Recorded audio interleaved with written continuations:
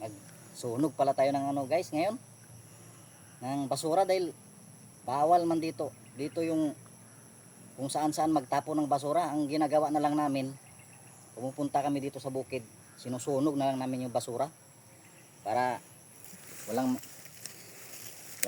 di tayo makasagabal sa tao, dahil mabaho. Kailangan natin sunugin kasi para mawala yung amoy. Ganito na lang yung ginagawa namin dito guys, kasi bawal binawal nila dito kung saan saan magtapon. Ang ginagawa na lang namin ito, sunugin na lang.